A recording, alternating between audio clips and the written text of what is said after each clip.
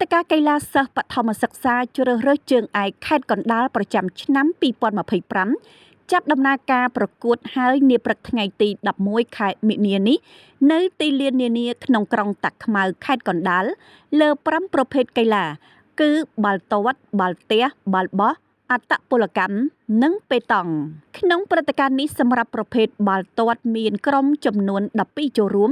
ក្នុងនោះមានកុមារា9ក្រុមនិងកុមារី3ក្រុមលេងនៅទីលានកីឡដ្ឋានខេត្តក្នុងក្រុងតាក់ខ្មៅបាល់ទះមានកុមារី4ក្រុម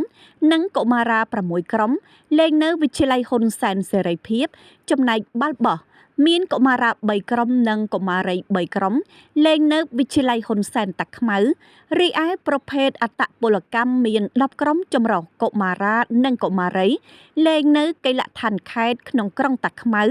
និងប្រភេទកីឡាប៉េតង់កុមារាមាន6ក្រុមកុមារីមាន6ក្រុមប្រកួតនៅមន្ទីរអប់រំយុវជននិងកីឡាខេត្តលោកពៅវណ្ណាប្រធានការិយាល័យកីឡានៃមន្ទីរអប់រំយុវជននិងកីឡាខេត្តកណ្ដាល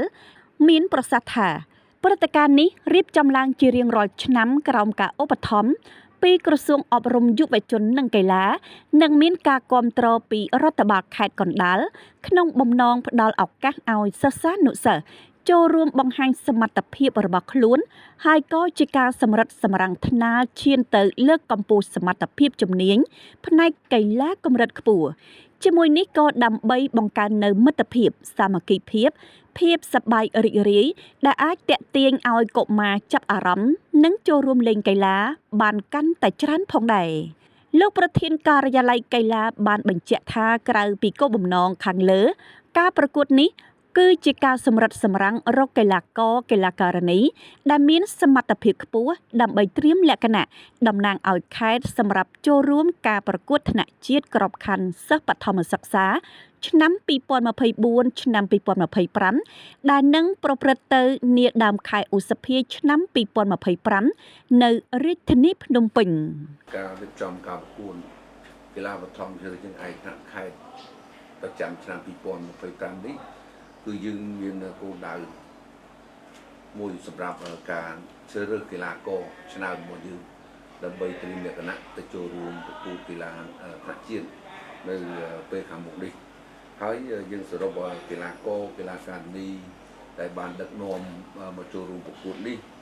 គឺយើងមាន571នាក់និងស្រី215នាក់អញ្ចឹងគឺការប្រកួតរបស់យើងគឺយើងមានការផលផុសនៅឆ្នាំនេះគឺបណ្ដាក្រុងស្រុកទាំង13បានរៀបចំក្រុមកីឡាករកីឡាការិនីបាល់ទាត់បាល់ទះបាល់បោះអត្តពលកម្មនិងកីឡាប៊ូនិងប៉េតង់របស់យើងមកចូលរួមច្រើនកំណើនកើននៃការប្រកួតរបស់យើងគឺមានការវិវត្តច្រើនលោកពៅវណ្ណាបានសំណូមពរដល់កីឡាករកីឡាការិនីទាំងអស់ត្រូវគោរពបទបញ្ជានៃការប្រកួតឲ្យបានខ្ជាប់ខ្ជួនត្រូវមានការយោគយល់អធ្យាស្រ័យគ្នានិងហ៊ានទទួលយករាល់ការសម្រេចចិត្តរបស់អាជ្ញាកណ្ដាល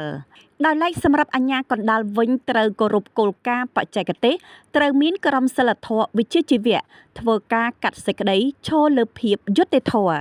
ឆ្លៀតក្នុងឱកាសនោះលោកបានថ្លែងអំណរគុណដល់ក្រុមហ៊ុនវឌ្ឍនៈព្រូវេរីដែលបានឧបត្ថម្ភឯកសណ្ឋានដល់គណៈកម្មការរៀបចំការប្រកួតហើយលោកអុកញ៉ាប្រធានក្រុមហ៊ុនបានអះអាងថាក្រុមហ៊ុននឹងបន្តជួយដល់វិស័យកីឡានៅខេត្តកណ្ដាលឲ្យមានការរីកចម្រើនបន្ថែមទៀត